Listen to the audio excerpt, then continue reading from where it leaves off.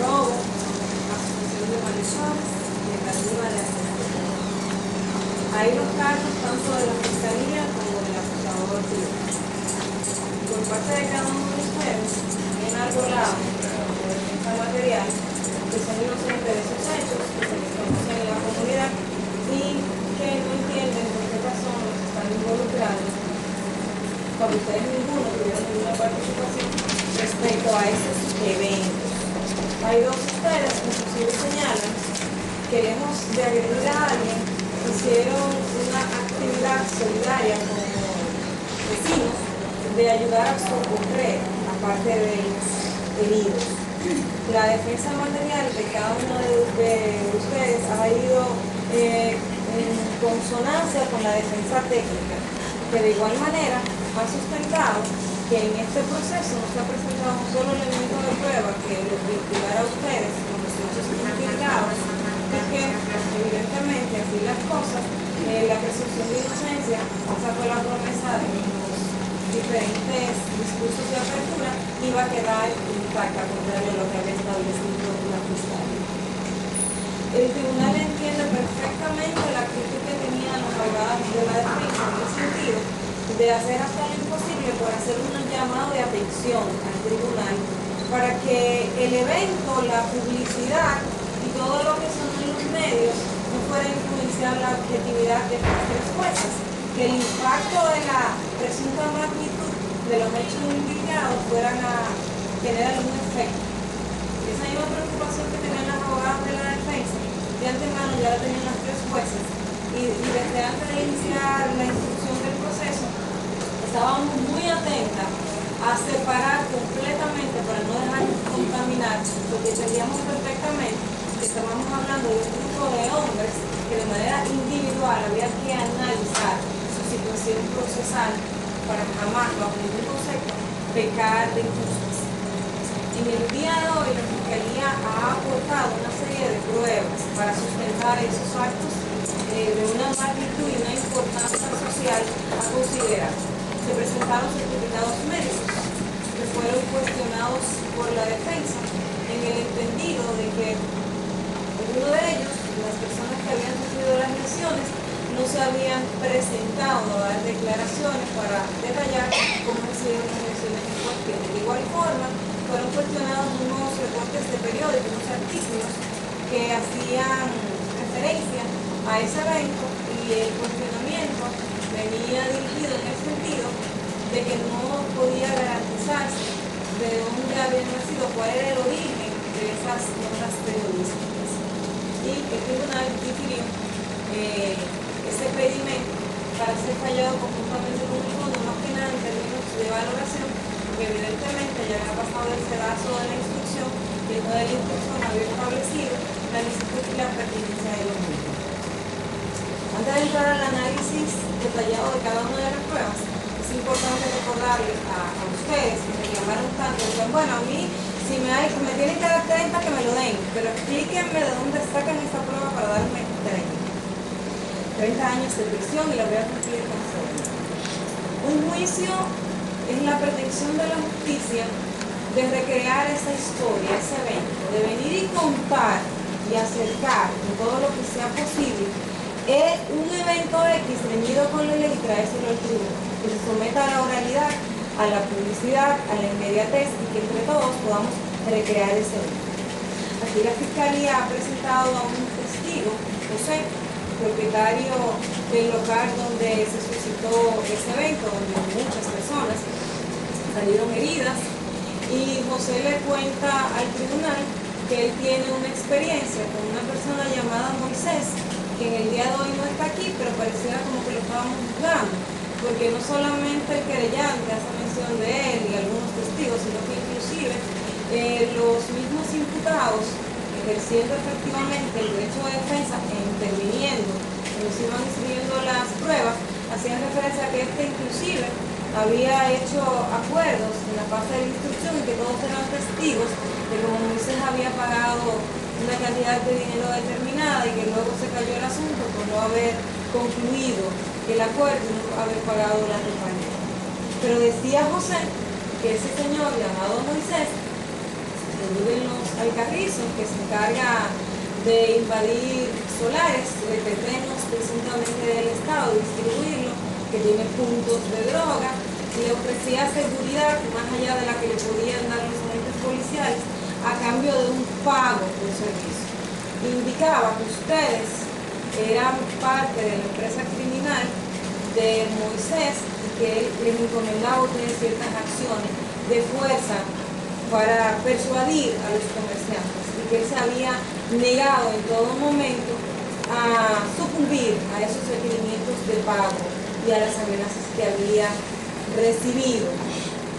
Cuenta él que ante su negativa, el día 2 de marzo del año 2014, alrededor de las 11 de la noche, mientras él estaba en una bodega, un colmado que le queda al frente del Green, llamado el Rinconcito de José, en los Alcarrizos, mientras estaba cuadrando la venta del día, se aparece un grupo de personas y ataca a los que pernotaban en el Green con machete en mano, y que al final una persona hace un tiro indicando que ya había concluido el ataque, y señala a 5 personas que las puede identificar como las que estuvieron en el lugar, que no la ven en persona porque ya había bajado la puerta enrollable, y que luego cuando verifica el video es que se percata de las personas que no conoce, entre ellas una persona que le daba ayuda y asistencia de toda naturaleza, porque por más que le preguntaron no quiso aclarar, solo habló de que le daba asistencia, que le daban asistencia mutua. Ese testimonio fue muy atacado por la defensa técnica, igual que la defensa material, indicándose que él mismo no tenía calidad para accionar aquí como víctima, que no había presentado una denuncia, y así las cosas. Luego se presentaron varias personas más, de las que resultaron directamente lesionadas y otras que se supone que fueron testigos, entre ellas la cajera, el DJ y otros pernotantes en el lugar que estaban compartiendo. Hubo un elemento común, que la mayoría de ellos, tal como señalaba la fiscalía, daban muestras de mucho temor, testigos reticentes, de eso no hay ninguna duda, y manifestaban de manera muy sensible el temor de declarar las informaciones que tenían a mano. Se señaló de manera directa e inequívoca a William en 2 acciones, dando machetazos y de igual manera sustrayendo una bebida alcohólica del Green. Se señaló de igual manera a un ciudadano identificado como Natán, a Malón, en acciones directas. Se señaló a otro ciudadano,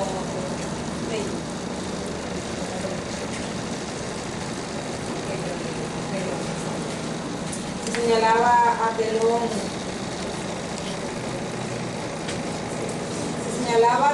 desde el punto de vista de que si bien no lo vieron inferir heridas, señalaba en el caso que fue parte de una trama previa. De las cosas que arrojó este juicio, más que nada por parte del fiscal investigador, aunque en principio parecía ser un testigo referencial, resulta que es el funcionario que de manera directa entrevista a los imputados, también a la mayoría de las víctimas, testigos hoy presentes y otros que no estuvieron presentes en el día de hoy, y de primera mano es quien recibe las informaciones calientitas de lo que había ocurrido. Y conforme a lo que recibió ese Ministerio Público, aquí se habló de una trama previa. Se hablaron inclusive de 2 teorías del por qué ese evento se había suscitado. Se hablaba del tema como si aquí tuviéramos ante la mafia china o italiana, un ciudadano que le requiere a comerciantes el pago por seguridad, o en español, o me pagas o te voy a hacer el negocio, te voy a lesionar si tú no me pagas, para yo garantizarte que no vas a ser lesionado por la gente que yo controlo, por la zona que yo controlo. Y que ante la negativa de ese comerciante a pagar peaje, entonces dentro de su negocio para cerrarle el negocio y crear un estado de temor masivo. Entonces voy y cometo este acto, ya atemorizo a todo el mundo y ya nadie va a ir a ese negocio si no me pagan. Esa es la primera teoría de cuál fue el móvil de esa acción. Y la segunda teoría, o móvil, viene dada por un presunto conflicto entre un testigo que declaró en el día de hoy por haber apuñaleado o macheteado a un cuñado de Moisés, y que como respuesta a esta acción Moisés da la orden. Varios de los imputados hablan de que otros de sus compañeros que estaban en prisión se la tienen jurada por haber sido soplón, y establecen en diferentes etapas del proceso que solo participaron en el plano de la conspiración, del momento en el que se estaba planificando cometer la acción. Cuando el tribunal analiza estas pruebas, certificados médicos los retomamos, decía la defensa de que no tiene amparo. Evidentemente que sí, no hay nada que impida que el tribunal valore, y necesariamente tiene que hacerlo partiendo de la naturaleza de los hechos a que hoy juzgados y de todas las circunstancias que rodearon ese hecho, antes, durante y después del evento. ¿Qué ha podido sentar el tribunal con los certificados médicos? La cantidad de personas que por lo menos pudo tener control de la fiscalía, y que fueron muchos que salieron lesionados en esta acción. Cuanto a los periódicos, que se cuestionaba el tema del origen, en plena era tecnológica resulta ineficaz y sin sentido reclamar y decir que no es fidedigna una nota periodística, que evidentemente su valor solo se queda en las menciones que hace un periodista de lo que él percibió en una investigación sin mayores relevancias para el proceso penal. En eso se queda esa información. Pero ahora vamos al tema del funcionamiento del origen. En plena era digital, presenta como cuesta arriba que se diga que porque el periódico no esté certificado, que no se hayan pagado los impuestos en el medio, en la empresa, para que certificar el periódico, el mismo no se puede determinar por ese origen, cuando estamos al alcance de un clic para que el tribunal en 2 segundos pueda determinar si el documento físico que nos están presentando está alterado o no. Segundos puede el tribunal determinar si es la misma información que el periódico subió o no subió. Carece de sentido. Pero el valor probatorio de este periódico o de esa nota periodística se queda en ese plano, nota periodística. El sentir, lo que percibió y lo que levantó un periodista. Ahora bien, cuando analizamos las pruebas que fueron presentadas aquí y las tasamos, cuando analizamos cada uno de los testimonios que se dieron aquí, al momento del tribunal valorar, evidentemente, que ha tenido que hacerlo dentro del marco de la situación real, el evento. Se hablaba aquí, se cuestionaba que si existían o no actos de barbarie. Conforme a las previsiones del actual Código Penal, evidentemente que esos actos que acontecieron esa funesta noche del 2 de marzo del 2014, por supuesto que se enmarcan dentro de los actos de barbarie. Nunca podría aquí asumirse lo que decía una de las defensoras. Esto se limita a golpes y heridas, ¿qué diría yo? Heridas voluntarias, y no más allá. En este caso, nunca podríamos hablar de heridas voluntarias. Esto es un evento donde un grupo de personas se ve de manera ostensible en el video, llega a un lugar sin conflicto de momento con ninguno de los pernotantes, con arma en la mano, cual si fueran espadas, blandeándolo, y todo el que se le acerca sin siquiera ver la cara fue lesionado, herido. Ese es el sentido de esa acción, que se muestra perfectamente en el video que pudo ser reproducido y que todos tuvimos acceso a él. Por lo que hablar de heridas sería más que lógico, carece de sentido, de que alguien pudiera pretender que esa acción pudiera enmarcarse dentro de lo que son las heridas voluntarias. Hizo un acto de barbarie y de terrorismo. O sea, aquí vamos a meterle miedo a todo el que está aquí, al que está y al que no está. Ese era el sentido de las armas. Atemorizar a los que están y a los que no están, porque tienen un efecto, porque sufrieron las lesiones sobre su cuerpo, como los que posteriormente pudieron tener contacto con las imágenes en cuestión. ¿Que fue un acto planificado? Sí. No nos ha quedado ninguna duda, fuera de toda duda razonable. Decía la defensa, pero que alguien me diga, aquí no hay un muerto, aquí no hay un acto de levantamiento de cadáver, aquí no hay una necropsia, si no hay un muerto, como vamos a hablar de asesinato o de homicidio. Se habla de tentativa de asesinato, porque los eventos, tal como puede ilustrarse con las pruebas producidas en el día de hoy, te hablan de acciones dirigidas inequívocamente, no a causar lesiones, sino muerte.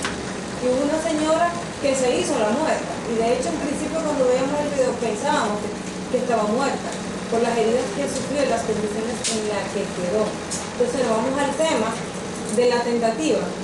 La ley lo que exige, en el artículo 2 del Código Penal, que la acción se encamine, se realice, y que el autor realice cuantos actos estén en sus manos para conseguir un fin, para realizar la acción. Y que causas ajenas a su voluntad, decía la defensa, dice esta jueza. Entonces lo que la defensa exigía era que le dijeran cuál fue la causa ajena a la voluntad de los accionantes que impidió que hubiera un muerto. Y la única respuesta es la providencia. Porque las lesiones que se dieron esa noche era como para que la gente se muriera. Pero hay momentos donde la gente se muere, hay unos que se mueren con una estocada, y hay otros que le dan 50 tiros y se paran y sobreviven. Y eso es Dios, la providencia. Entonces, en este caso, de manera inequívoca, estas acciones se iban dirigidas a causar muerte, lesiones graves y muerte. ¿Por qué asesinato? ¿Por qué tentativa de asesinato? Porque hay una tentativa idónea. ¿Por qué de asesinato? Porque hubieron actos preparativos que no se quedan en la fase del intercrímenes de concebir y querer las cosas, sino de planificarlas, ubicar un lugar y encontrar el momento perfecto para ejecutarlo. Hasta el punto que allí se demostró, se probó, y aquí hay una disidencia de una de las magistradas, que lo voy a aclarar ahora, en un punto solamente. Aquí viene la disidencia de la magistrada, que hubo una persona que aquí se ubicaba como amigo y casi familiar del propietario del río, del hombre. Sí. Que inclusive se ubica en esa condición de familiar cercano del propietario del ring y el colmado, la bodega, que aquí se señaló de manera inequívoca con dos testigos, Joséito Cuevas, así como el mismo señor José, que ubican a la referida persona en el lugar haciendo llamada, que es quien indica, aquí está la persona, y luego dice, ya se fue, no está aquí, y recibe la orden para atrás, como quiera ejecuten, impliquen, actúen, que cae. A la mayoría del tribunal no le quedó duda que esa persona participó en esas condiciones, en estos años. Por lo que a cada uno de ustedes nosotros le hemos reservado falta penal, a excepción de la magistrada Eurelina, que tiene una disidencia muy parcial en un solo punto de lo que ya hemos establecido. En cuanto a la demanda civil, se cuestionaba la calidad del demandante o actor civil, como quieran llamar, en el sentido de que se decía que él no había sido víctima. Evidentemente que sí, que es víctima. O sea, aquí esto hay que verlo como un todo, las partes y el todo. Todo este evento comienza, como ya explicamos, con toda una historia que hay detrás del propietario de ese negocio, que sufrió lesiones de manera física en su persona, no, y no se estamos de acuerdo. Ahora volvemos y retomamos el tema del terrorismo y de los actos de barbarie. El efecto, dice la ley, que ni siquiera es necesario que para que una acción bárbara se considere como tal, deje de ser física en el individuo. Basta con que psicológicamente hay una afectación. En este caso se va más allá, no solamente es la afectación psicológica de ese evento, sino vamos ya al marco comercial, la condición de él como comerciante, el efecto que tiene esto, sin hablar de que evidentemente, con todo lo que se ve en ese video, las botellas volando y todo lo demás daños materiales que no fueron liquidados por Estado, como lo manda la ley y como debería ser, que estoy también de acuerdo con la defensa, todo el que requiere que le sean resarcidos daños materiales, la ley dice que tiene que liquidarlo por Estado. Que no se hizo aquí, bueno, también la ley dice que después de dada la sentencia por el tribunal también se puede liquidar administrativamente, que es otra cosa que la legislación civil prevé, que es la materia en la que ahora estamos ubicados, cuanto a las pretensiones civiles. La ley lo prevé, demuéstrame el daño, no me liquidaste por Estado. Entonces, después que te doy la sentencia, no fijo el monto, pero ve, liquídame administrativamente el que lo ve, que nada impide que el fallo sea. Y en este caso concreto, también es ostensible que daños materiales existieron, las mismas imágenes así lo demuestran. Pero por demás, el daño que se le hace a un nombre, a una marca, a un punto comercial, con eventos como estos, son incuestionables. Aquí inclusive se habló de que ese negocio se había cerrado. Y evidentemente esa sería la acción más idónea por parte de los funcionarios. En un lugar donde se susciten eventos tan sangrientos como este, se le dé la clausura. Aunque sean momentáneas, pero eso es lo más razonable, para prevenir otras lesiones mayores. Por lo que así las cosas, tampoco nos queda duda de que su calidad está intacta, claro que es víctima, eso es incuestionable. Claro que la ley le prevé y le reserva el derecho de venir a reclamar como víctima y pedir que se le resarçan los daños. También le hemos reservado a usted lo que es la falta civil. Así las cosas, la magistrada ahora va a presentar su disidencia antes de que miramos el fallo final, el dispositivo. Mire, mi percepción particular con el caso del señor José Ramón Doñez, a quien le apodan Telón y a quien se le quiere adjudicar, o se le adjudicó, que participó en el hecho, dando una información al señor Moisés, para que el señor Moisés enviara a su secuaz al lugar a cometer el acto que ellos analizamos el día de hoy. No cabe duda que yo me uno a lo que son las consideraciones que ha dado la magistrada con relación a los demás, pero con relación a él, yo entiendo que las pruebas son débiles para perseguirle responsabilidad. ¿Por qué yo entiendo que son débiles con relación a él?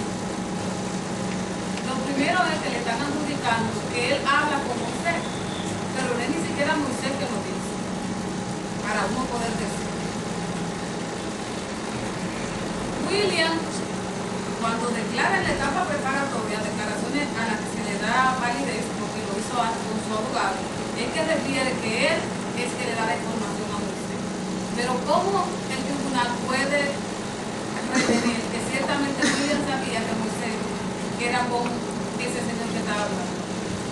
Al menos yo no lo puedo entender. Para mí no pasa de la simple presunción el entender que él estaba en ese lugar ayudando con la víctima y también participó en ese evento dando la información para que llegaran allá a través de él. ¿Por qué en esa parte yo digo donde se William declaró sencillo? Porque no encontré corroboración de esa parte. El magistrado dice que le ocupó el celular, no se pudo constatar esa llamada de él hacia José en ese lugar. William da otras informaciones durante esa etapa preparatoria que también da otro imputado que declara que es David. Cuando entrelazamos las declaraciones de David y William, en el punto de él no son coincidentes porque sencillamente David no da referencia de que ese joven le participó esa declaración a José. Al no encontrar corroboración en ese punto, al yo ver durante todos los actos del proceso cuál ha sido la defensa material de ese imputado, siempre coherencia. Pues siendo coherente, cuando ellos declaran por otra fase, declarándose culpable, de la misma forma yo le doy en este sentido para robustecer su presunción de inocencia. Para mí, la prueba con relación a él lo debe, y por eso yo entiendo que él debió ser absuelto en este caso, con el debido respeto que le ofrece la magistratura. Bien. Así las cosas, lamentando esas tres magistradas y la suerte que han corrido ustedes, entendemos que personas jóvenes que deberían de estar disfrutando su vida, desarrollando, que se ven envueltos en este tipo de eventos, lamentamos muchísimo que se haya dejado influenciar. Esa es su decisión de cada uno de ustedes, es con las consecuencias. Este primer tribunal colegiado de la Cámara Penal de juzgado de primera instancia de la provincia de Santo Domingo les declara culpable de los crímenes de asociación de malhechores, tentativa de asesinato, actos de barbarie, así como de robo, tal como lo señalaba la Fiscalía en su acusación. En consecuencia, les condena a cumplir la pena de 30 años de privación de libertad en la Penitenciaría Nacional de la Victoria. Las costas penales se compensan, ya que todos ustedes fueron asistidos por defensa pública en el mandato de la ley. En cuanto a la querella y la historia civil, ratificamos la declaratoria de buen y válido dado por el juez de la instrucción. En cuanto al fondo, les condenamos a todos a pagar 1 millón de pesos a favor y provecho de la parte demandante por su hecho personal. Las costas se les condena el pago de las costas civiles en favor y provecho de la abogada concluyente, quien afirma haberlas avanzado en su mayor parte. Evidentemente se hace constar el voto disidente de la magistrada Evelina Salvador, que entendía que en lo que respecta al ciudadano José Ramón, alias Telón, debía emitirse una sentencia absolutoria. La lectura íntegra de la decisión se fija para el día 23 de noviembre del corriente año, 9 horas de la mañana. A partir de esa fecha, quien no esté de acuerdo con la decisión podrá ejercer los recursos informativos. Buena suerte.